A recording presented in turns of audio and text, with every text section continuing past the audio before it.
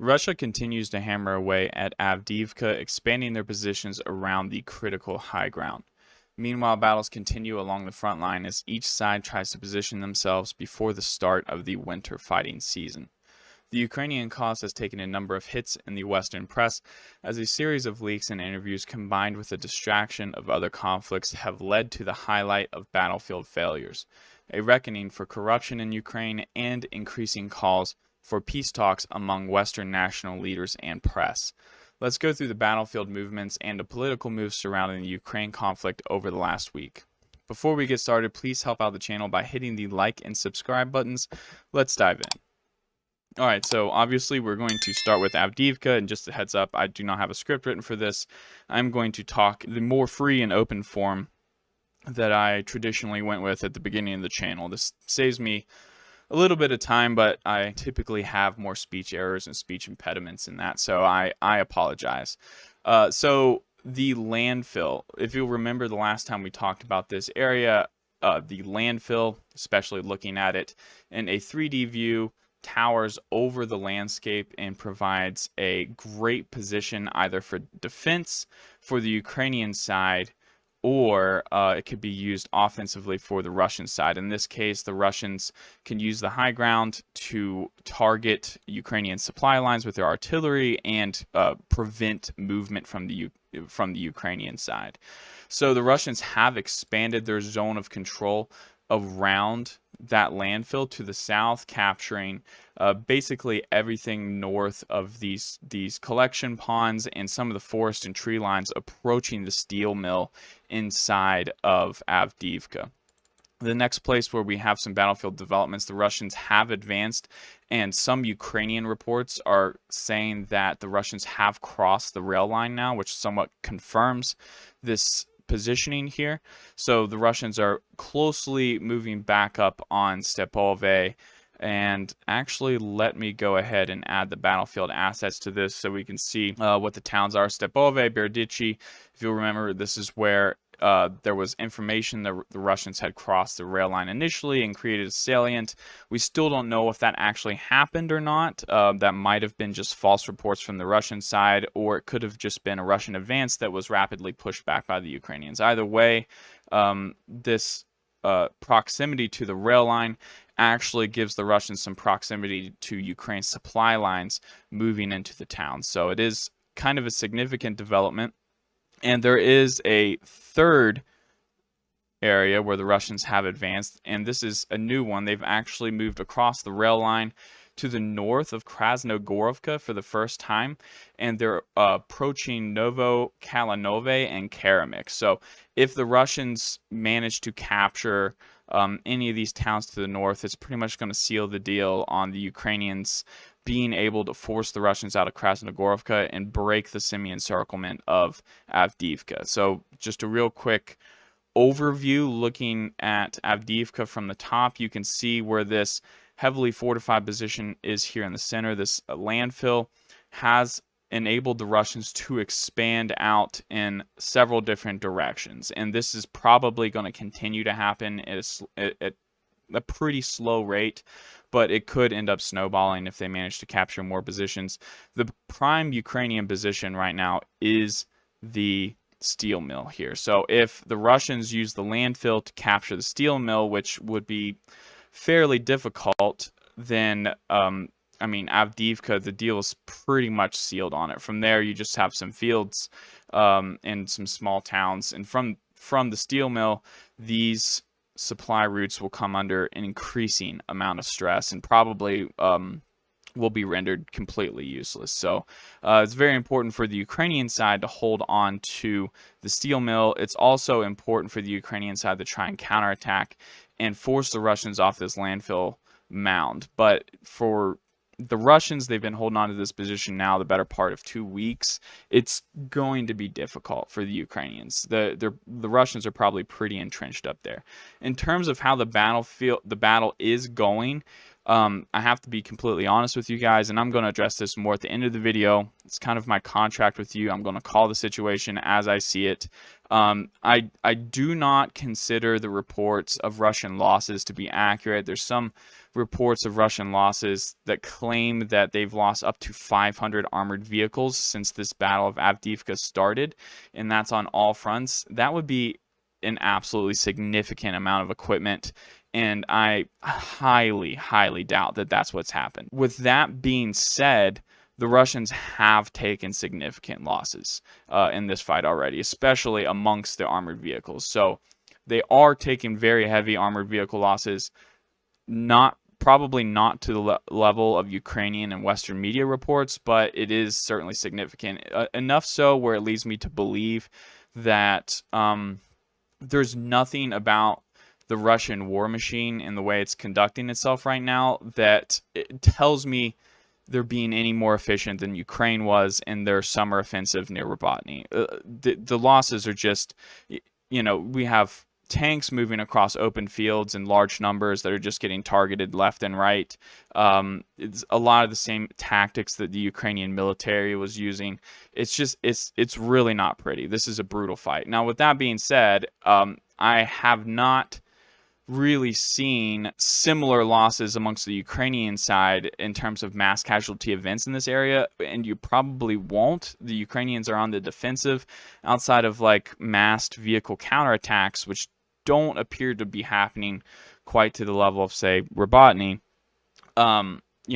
Most of these counterattacks on the Ukrainian side are small and local and seem to be like mainly infantry with some tank support. Now, we have seen some video of Ukrainian losses, especially amongst Leopard tanks and stuff, and the Ukrainian losses are high in the battle, but it appears to me, in terms of just the raw video coming out, I've seen more Russian equipment destroyed than Ukrainian equipment.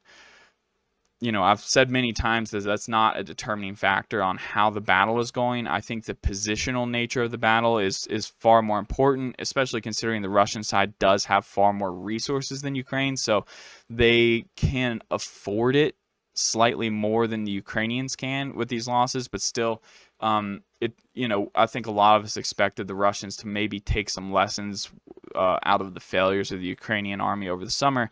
It doesn't appear like that has happened. It's also important to note that many of the Russian successes after the first 2 months of the war involved the Wagner mercenary group, and despite reports that they are present on the battlefield in some places, we're not really seeing that. We're not really seeing elite Russian units that are taking control of the battlefield like we did in Popasna, which, after Popasna was captured, that same Wagner group ended up contributing greatly to the encirclement of Severodonetsk and Lysychansk, and then obviously the Battle of Bakhmut. So it's tough to say at this point still where the battle is going, although Russia does have a severe advantage in terms of position with this salient here at Krasnogorovka and the landfill. So I'll keep you guys updated on this situation. Next, we're going to move to Klashivka and the Bakhmut area. The Ukrainians have still been advancing slightly around Klashivka, capturing more of the rail line north of the Klashivka rail station, which is, little more than a shack or like one of these old American rail stations. I don't know if you guys have been to some small towns in America or not, but we have these tiny little historic rail stations everywhere. There's just a tiny little building here, so it's not really like a big rail yard or anything, but the Ukrainians are still slightly expanding their position here and a little bit more to the south, although I do not have anything really mapped out. But the Russians have made a major advance north of Bakhmut in this salient here. Just zoom out a little bit for you guys to see it. This is the city of Bakhmut. Sorry, I've turned off all of the labels on the map. It's just a little bit cleaner and easier for me to navigate around. But the Ukrainians, after the battle was over, had made some advances here and created kind of a bulge in Russian lines. The Russians do appear to rapidly recapture that. So let me actually see if I have some previous frontline reports that show the Russian moves over the last couple weeks. So that should that should tell you the gains Russia's been making over the last 3 or 4 weeks. So marginal, but still important. All right, we're going to move to the Velilka Novosilka area. Down here to the south, the Russians have made some gains here in this area, approaching some of these suburbs outside of Velilka Novosilka. And I guess for the sake of getting the names right, Staromayorsk is under a little bit of threat from this Russian encroachment here. And I also want to take a quick look at previous frontline updates to show you guys where the Russians have been making gains in this area. It does appear like, I mean, this is week by week basis. Russia is consistently capturing, a couple fields. In their own, it's not much, but it does show that the Russians do have interest in recapturing their former positions in this territory here. Why that is, I'm not exactly sure, but I think we might find out in the coming weeks. So let's go ahead and get rid of that. And let's move to the Kherson region real quick and talk about this Ukrainian salient here. The Ukrainians, rather than being pushed out of Krinky, have actually expanded that some. I cannot say as to why. This is actually pretty surprising to me. The Russians should have an absolute advantage in terms of logistics in the area. Perhaps maybe it's the presence of, Sand Dunes National Park or whatever right here, kind of forces Russian troops to go all the way around to get to the area, traveling along these roads, which might be targeted with artillery. I still don't think that should have that big of an effect. This area is very close to Novokhovka, which is a rather large city. Not similar to Kherson, but this entire region right here from Novokhovka up to Kakhovka pre-war was, well over 100,000 people. So it's a large urban area, and the Russians should have logistical capabilities to force the Ukrainians back here. They have not yet. And on top of that, there is another region, I believe, in between Krinky and Oleshki, where the Ukrainians have captured some ground, moving on to the mainland of the eastern bank of the Dnieper. So I do not have that mapped out, but it does appear like there's several locations in the margin here in between the rivers, and I guess you could say the floodplain where the Ukrainians are advancing across the river. I'm unsure if they will be able to continue this going into the winter time once the weather starts getting really bad. And I'm also unsure of the utility of this altogether. I guess we'll see in the coming weeks, but talk of Ukraine launching a massive cross-river expedition and capturing Kherson via the Dnieper River, it just seems so unlikely, especially since the Russians, which I haven't mentioned this in many of my videos, I think I briefly mentioned it in the end of war predictions, but the Russians have completed a rail line going from the Donetsk province to Melitopol, which, most of the rail line was already in place. They just finished little sections and put in little connectors that connected the Mariupol and Melitopol areas to the southern Donetsk region. But the Russians should, a rail line could be targeted by missiles and rockets, but you put a crater in the middle of a railroad, and it could be fixed pretty rapidly. There's specialized engineering teams that are, capable of getting some significant damage under control within a few days. So the presence of this rail line, to me, should mean that the Russians, will now have a logistical advantage, or not necessarily an advantage, but will no longer have a logistical disadvantage in the southern Zaporozhye and Kherson regions. So I, very skeptical of the utility of a amphibious assault on this region here. Finally, just real quick to go over Rybaltny, there is still some combat here. It's just mainly positional fighting. The offensive is over. There's probably not going to be any more towns captured by the Ukrainian side. Of course, Novoprokopivka,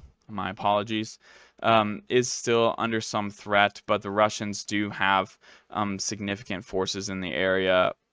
I think there's probably a bigger risk of Robotyny falling back into Russian hands than there is a continuing of this Ukrainian offensive. But most of the fighting going on in Ukraine is not taking place in this area. There's still, you know, some combat, some tank, you know, small tank excursions and things like that, but nothing of a large scale nature. So briefly, I'm going to talk about my previous video and analysis, because one thing that I didn't do, and you know, I apologize, there's you know, some clickbait on my part, but I didn't go over the possibility of a Russian offensive during the wintertime. And one of the reasons for that, and a little more to kind of explain to myself, one of the reasons for not going through that is we have seen so many times from the Russian side and Russian propaganda that a big offensive was coming. And those big offensives have come in the form of, you know, the assault on Bakhmut or what's going on in Avdiivka. Very, very, very tiny positional battles when it comes right down to it. You know, Ukraine is a huge country. And when we're talking about like 0.1% or 0.01% of all of Ukraine, which is, you know, probably what the Avdiivka region is equivalent to. It's not much, and it's nothing that you could consider to be a large or a major offensive. In the first 2 weeks of the Ukraine war, or really the first week of the Ukraine war, Russia captured 10% of all of Ukraine. You know, and they entered the country and from like 6 or 7 or 8 different directions all around the arc of Ukraine. So, you know, when the Russian side continues to say that this big offensive is coming, you know, every time they say it, I get more and more skeptical. And I don't think I should be blamed for being so. I think a lot of people are skeptical over that. There's a, you know, I think the best way to put this is I heard a joke the other day. And so there's this politician who dies and goes to heaven for judgment, right? And God says to him, you know, for politicians, we do something different. We allow you to experience heaven for a day and then experience hell for a day, and then you can decide which one you want to go to. So he experiences heaven for a day, and, you know, the pearly gates and streets of gold, and everyone's happy and just walking around, and he thinks it's rather boring, right? So then he goes to hell for a day, and there's resorts and casinos and clubs and, you know, there's a ski resort and there's all this fun stuff going on, and everyone's drinking margaritas, and he meets, you know, Satan, Lucifer, and he's wearing a tuxedo and he's sipping on a martini, and he says, you know, oh, we like to have fun down here. And so, you know, the politician really likes hell, and when the next day comes and he decides which one he's going to go to, he decides to go to hell. But then when he arrives, it's, you know, cauldrons and people burning, and it's a total nightmare and disaster, and it's super hot and all this stuff. And he sees Satan again, and he's sipping a martini, and he says, what happened? Where did all the hotels and resorts go? And he said, well, yesterday we were campaigning, but after today, that was the election.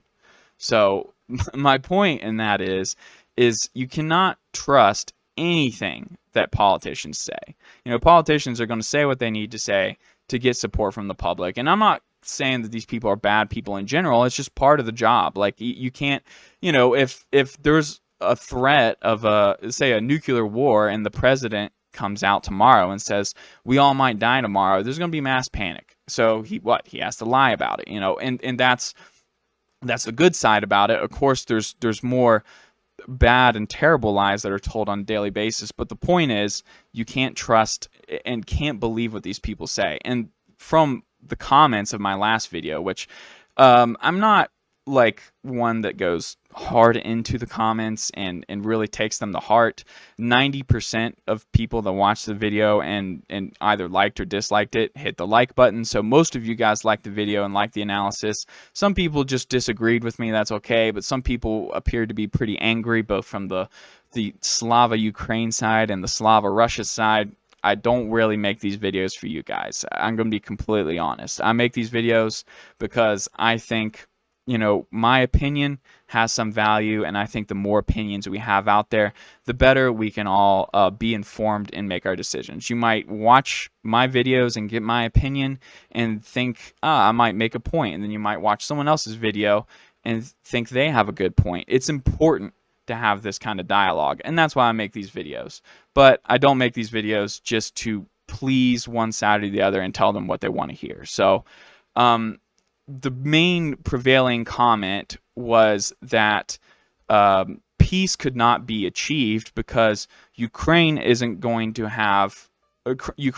be cool with peace until they have all of their land back, because Zelensky has said so, and the Ukrainian politicians have said so. That was from the Ukrainian side. From the pro-Russian side, peace cannot be achieved because the Russians say that they cannot have peace until the Ukrainian army is completely destroyed and Ukraine cannot join NATO.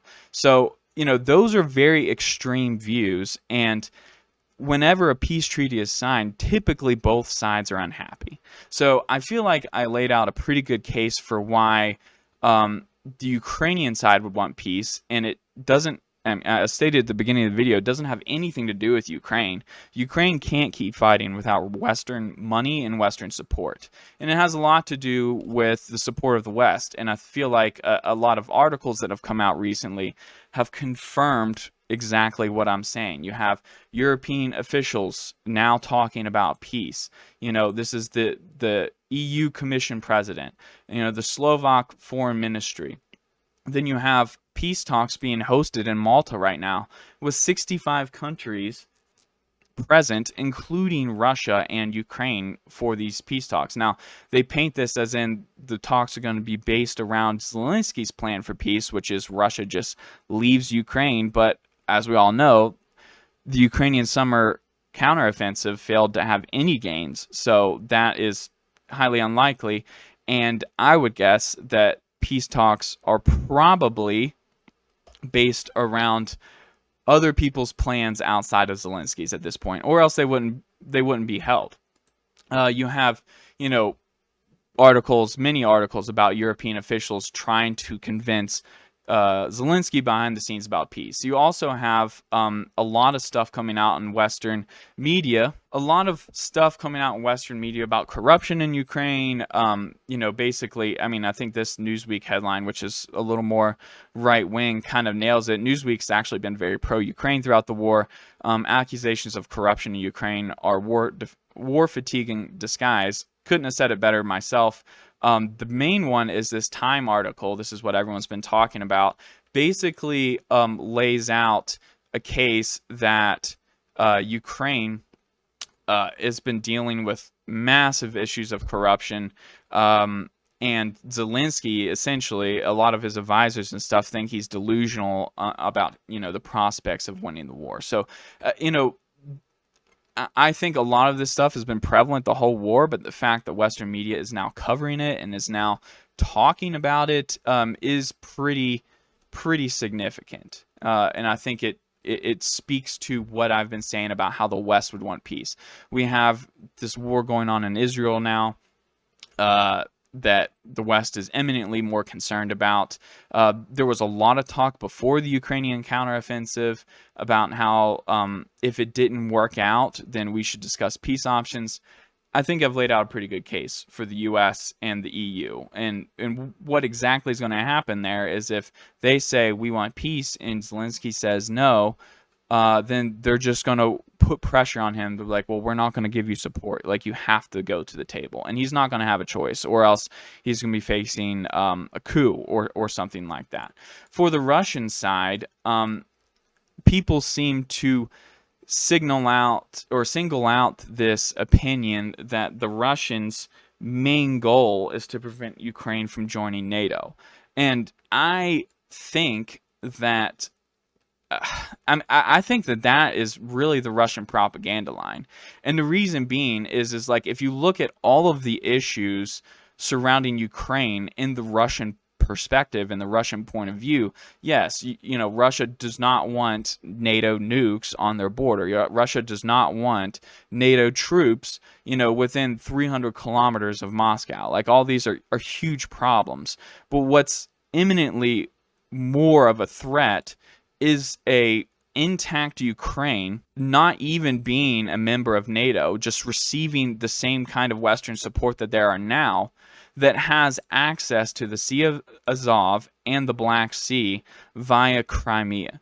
Because if that happens, then these, whether Storm Shadow cruise missiles or Neptune anti-ship missiles, the Ukrainians, imagine if this war had started and the Ukrainians had control over Crimea.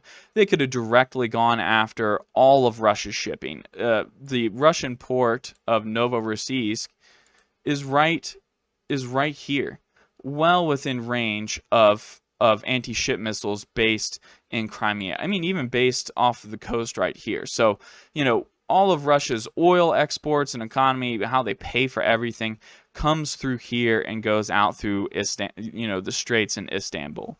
So, I truly believe that Russia's primary goal in this war was to capture this chunk of land right here to protect Crimea and secure their trade future. Now, you can say that also it's Russia's goal to keep Ukraine out of NATO, but to me, that's just a bonus, which I think is going to happen. I don't think Ukraine just straight up can't get into NATO if it currently has border disputes. There's no country that's ever gotten to NATO with border disputes, because NATO doesn't want to be drawn into a war the day it brings on a member. And even if some of the crazier members of NATO, like the United Kingdom or the US, which have never stated, in terms of the US, the US has never stated that indefinitely, like, we would allow Ukraine into NATO. They just kind of dance around the topic for several different reasons, which we can go over the nuance there in a later video. The U.S. and NATO in general just really don't want a war with Russia. They do they want to screw over Russia? Sure. Are Western leaders friends with the Ukrainian leaders? Sure, of course. Does the Western public have sympathy for Ukraine and want to support Ukraine? Yes. All of these things are true, but Russia doesn't appear to me to be under any imminent threat of having NATO peacekeepers in Ukraine or having NATO nuclear missiles in Ukraine. I just find that to be highly unlikely. And considering that, what Russia has can be easily sold as a victory to the Russian public. And they could also explore options to start the war again. So, that's my case for that. I feel like, I articulated that pretty well. And I guess there's a deeper explanation of it. So considering that none of that happens and that the war continues and that possibly Russia does have plans to capture more of Ukraine, like let's say that you in the comments are right and this war will continue, and which I highly doubt it can continue to the point where the entire Ukrainian army is destroyed and defanged. The parts of Russia that would be most valuable to Ukraine would be everything east of the river. And the main reason being is river crossings are extremely difficult, and should Russia control a line, something like this, go ahead and color it. Yeah, for you guys, there we go. Then that's a very, very secure border, and it essentially makes it impossible for a successful invasion of Russia, right? So like that would be the only part that would really matter. So should these rumors be true of a renewed Russian major offensive, you're probably going to see the Russians coming over the border once again, places like Sumy, Chernihiv, Kharkiv, basically across this line. This is where some of the most successful combined arms offensives have been launched over the last 100 years, is in this Sumy and Kursk region right here. This is where the infamous Battle of Kursk took place during World War II, and there were actually several large battles and several successful tank breakthroughs, both by the Nazis, the Nazi German army, and by the Soviet Russian army, different points throughout the war. So I think that would be the most likely location. I have said that several times. It has not yet happened, which I have some skepticism. You can't blame me over that. So, yeah, the final point with that is it does appear that Russia has stepped up its recruitment efforts significantly. Russia has not announced another draft of conscripts, but it does appear like one of the main reasons why is they have a steady flow of volunteers or quasi-volunteers, I guess you can say. There is, a number of different methods. Just one thing is like if you sign up for the army in Russia and you sign a contract to go to the front lines, you end up getting paid, many times more than you would if you were just guarding the border in, Georgia or something like that. Like you're going to be in a conflict zone. You get paid a lot of money. Russian citizens are very poor. It's a really tough opportunity to skip out on, especially for people in the far eastern regions of Russia. So it seems like Russia has probably boosted their military numbers by several 100,000. I don't know exactly what it is. Some people are saying that Russia has a force of 600,000 strong that they've built up for some kind of incursion, which is 3 times larger than what the force that initially entered Ukraine was. I don't know about the truth of that. And of course, many of those soldiers would be on the current front line. So like maybe half or, a third of those troops would be used for a new incursion. I do think that it's probably closer to 150, 200,000 additional recruits they've gained from offering these incentives. And sometimes, I mean, you can't discount more tricky methods of getting recruits for the Russian military. Of course, I don't know if I'm sure a lot of you are aware of the French Foreign Legion. Popular pop culture like movies. Like the one for me that comes to mind is Secondhand Lions. It's an excellent movie, but they get shanghaied. You go to a bar, you get drunk with some soldiers, and they roofie you, and you wake up on a ship heading for Africa, Africa the next day. And they have a contract, and they say, look, you signed a contract. I believe that probably happens both in Russia and Ukraine, in all over this part of the world. So you can't discount those types of recruitment efforts as well. All right, guys, that is all I have for you today. Let me just real quick look at my notes. Looks like I covered everything. All right, thanks for joining, and until next time.